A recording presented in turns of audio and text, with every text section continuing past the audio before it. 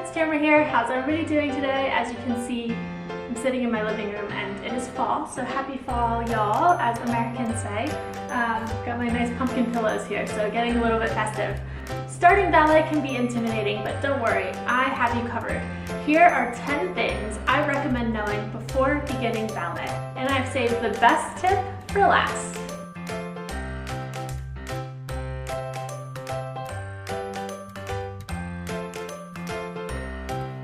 After this video, you should be feeling a little less anxious and a little more confident in starting your ballet journey. If you like this video and the rest of our content, go ahead and subscribe to our channel, hit that bell to be notified. We post videos on dance classes, dance inspiration for dancers and dance teachers alike every Tuesday, so I will see you there. Tip number 1, know your supplies and what you need for your ballet class. So this might take a little bit of research and a little bit of planning. For our studio, our dress code is a black leotard, pink tights, and pink ballet shoes. But check your dress code at your studio and do a little research on where you should buy and different styles and what's allowed and what is not allowed. When it comes to tights, there are quite a few options. For us, I recommend convertible tights, which looks like this. It's gonna have a hole on the bottom the bottom of your foot, where you can actually pull it out and pull your feet out. So if you have a quick change after class into flip-flops, that's easy. Or if you're going from a ballet class into an acro class, like at our studio, you can just take your feet out and you're ready for class. So convertible tights have the holes on the bottom. Those are the ones that we recommend at our studio, and it's just the best option. If you're gonna get a full-footed tight, you might as well just buy a convertible tight just in case you need to take your feet out at any time. Tip number 2, we have our dress attire ready, and now you need to know how to do your hair. You can do any style really that has your hair up off of your neck, because we want to see this beautiful line. So you can do like a bun,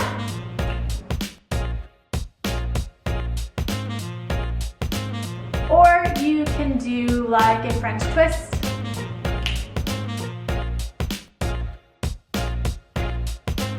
you can also do a different combination of braids.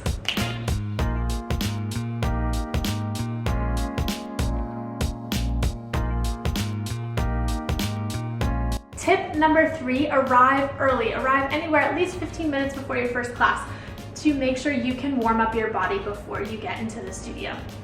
Tip number 4, there is zero talking, usually zero talking in a ballet class. It's rude if you are going across the floor and you're chit-chatting and whispering with your friends, or at the bar making comments. Just don't do it in ballet class. Especially when you hear the teachers talking, just zip it. Anytime you hear the teacher's voice. They could be giving a correction to another student, but you never know later on down the line when that correction might apply to you. Tip number 5, how to leave the center of the studio after a combination. So this one gets me all the time, and I try to explain it to my dancers when they're first starting ballet in class all the time, but we still get some hiccups. In the center, after your bar, in the center exercises, you have lines, okay, and you're doing your combination. Maybe you're going in groups, so most often you're doing some petit allegro combinations or grand allegro in the center, and group 1 goes. Then the group 1 finishes, the music usually continues, and group 2 is going to filter in behind, right? So what happens is group 1 is going to split down the middle and exit to the side of the room, and then go around to the back and come back to the center so that you can go again. Okay, and line 2 or group 2 will then trickle in right behind dance. When they're finished, they go out and circle back around. So if you're standing on stage right, you know you exit stage right. If you're standing on stage left, you exit stage left. It's always split down the center, yeah? Hit that like button if these tips are resonating with you and helping you with starting your ballet. Tip number 6, research your studio or school that you're going to.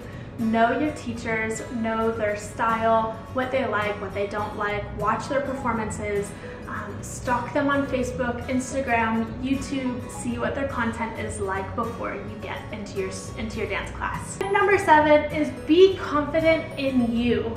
This is a tough one because unfortunately, going into a ballet class sometimes it can be a little bit stuffy, if you know what I mean.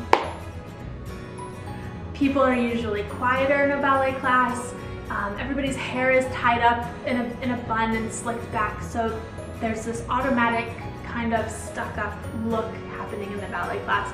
And it can be a little bit, it's very intimidating to just walk into a ballet class the first time because you feel like everybody's judging you, you feel like people are looking at you, but please know that they are not. They're just focusing on themselves, they're there to take class for themselves. They don't care what you look like and what you're doing. So go in there being confident in yourself, and remember that everybody started exactly where you are, right? We all know what it's like to be the beginner and to be starting something new. So don't worry about it too much, don't stress. Just focus on you and practice and do your best, and that's all that matters. You don't want to compare your first few days of classes with somebody else's experience because you don't know how long that person has been taking ballet classes for, so you can't compare yourself. Just go in, have fun, and enjoy the journey. Tip number 8, where to stand at the bar. So when you first arrive for your ballet class, if you're younger, usually the teacher's going to have you guys come into the center and start warming up while they prepare for the class. If you're a little bit older or going into an adult ballet class, you're going to walk over to the bar right away and start warming yourself up. So where to stand at the bar, if you are new, I don't recommend standing in the front because that could be somebody's regular spot, somebody who's more experienced and confident and they are a regular in that class. So you just don't want to overstep sort of their territory. And then you also don't want to go in the very, very back or be the last one, because what people forget is that even though you're doing the bar exercise to the right, we're going to soutenu, which means turn, and go to the other side, and then all of a sudden you're going to be first in line, and if it's your first few ballet classes, you're maybe not comfortable remembering the combinations, and now you have nobody to follow in front of you. So I definitely recommend somewhere in the middle. Stand in the middle of the ballet bar when you are starting ballet class so that you have people to watch when you go to the right and people to watch when you go to the left. Tip number 9, turn towards the bar. So we start our ballet exercises with our left hand on the bar so that we can be working our right leg, right? When we're done, we usually soutenu and turn to the other side. You're always going to want to grab 2 hands onto the bar and turn to the other side, okay? You never want to turn away from the bar. Why? I was always taught that this is preparation for future partner work. The partner is your bar. And when you're in the center dancing with a partner in ballet, that's your partner's hands. So if you're doing pirouettes or turns, you always want to reach towards your partner's hand. You're never going to go away from your partner because then what's going to happen? You're just going to fall over.